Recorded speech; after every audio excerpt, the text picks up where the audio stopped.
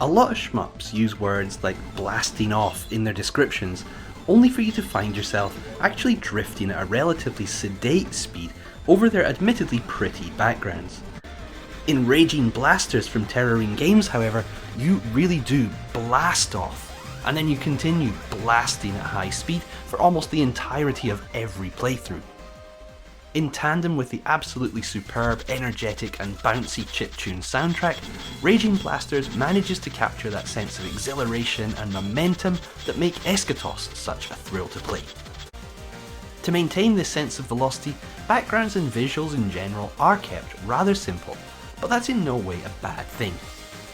They are simple, but they're also very clean and clear. I think they've been given a bit of a sprucing up for this Switch release, and they're not exactly cel shaded, but they do make use of blocks of colour to make the game very easy on the eye, if still not exactly a standout in the graphics department. This is aided by some, again, nice and simple pieces of key art featuring the game's two pilots, and simple as these images are, they help to give the game a bit of character and identity, something I did feel was slightly lacking in Terrarin's previous game, Missile Dancer. An additional aspect of having two pilots is that the game offers not only a two-player co-op mode, but also a dual control mode in which you move one ship with each thumbstick and can map the shot buttons to the shoulder buttons, allowing a single player to play through the game with two ships.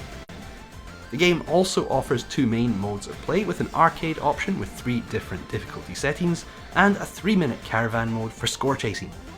The caravan mode is insanely addictive, and both it and the main game come with online leaderboards to encourage competition. The main game will probably seem very easy to most players at first, but I feel that's mainly because the difficulty options have been unusually named for a shmup. Here they go normal, hard, expert, but really they should be called easy, normal, hard, as aside from the last boss, on normal mode you may find yourself arriving at the last stage with about 9 lives, due to both the lack of difficult to dodge hazards and the game's very generous extend conditions. Since playing on the next difficulty up does give more challenge, however, this can hardly be considered a negative, just something a bit unusual. The game also has a slightly unusual shot system, giving you 2 types of fire, a forward shot or a spread shot that comes out from all 4 diagonals, but no bomb. Your main shots can be added to by picking up one of 5 extra shots. These give you either homing missiles, a laser, a wide shot, an Alesta style ring shot, or some sort of fireball, and each one only has 1 power level, with the drops being very frequent, meaning you're never left feeling underpowered for anything longer than the briefest of moments. It's a simple system, but it's satisfyingly simple, and again, it's just fun.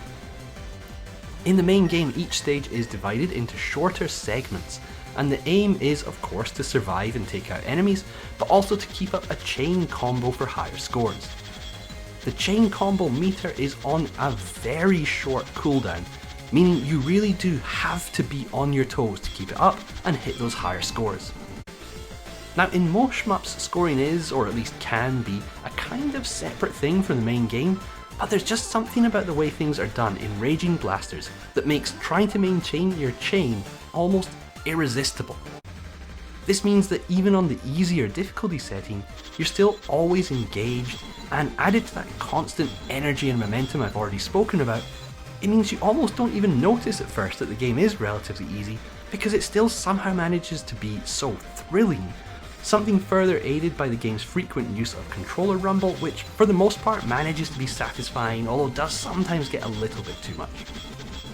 Where the game really comes into its own, however, is with its insanely addictive caravan mode. In these 3 minutes, every second counts, as does every enemy and every extra notch on your chain counter. The quicker you kill enemies, the faster the next wave will arrive, but you also frequently have to be careful to make sure to keep an enemy or 2 available to maintain your chain during the occasional spell when there's nothing to shoot. There are other ways to boost your score, like picking up more shot power-ups or quickly killing larger enemies, and it all means that every run you feel like not just should you have done better, but you absolutely could have done better, and at only 3 minutes it can be damn near impossible to stop yourself going back in for just 1 more run, and then 10 more after that. My only small complaint with the game is that I did find my interest in it suddenly dropped off.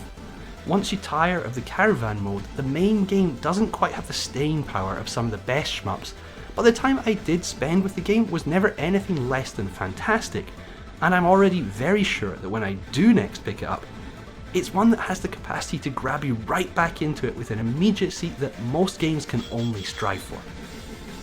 Raging Blasters is currently only available in Japan, but I'm sure it will get a Western release eventually. Its usual price of about 2,000 yen is maybe on the slightly steep side, but it does at the time of writing still have a 50% launch discount, and at just 1,000 yen, it's very much worth getting. I would give Raging Blasters an 8.5 out of 10, and I think it's well worth the effort of setting up a Japanese account for, if you haven't done so already. I know this has been out on PC for quite a while, and it seems to have got a good reception there, so hopefully the Switch release will do just as well. Terrarin Games are a really cool dev, and their games just keep getting better and better. Do let us know your thoughts if you've played this, and thank you as ever for watching. Hope to see you next time. Cheers.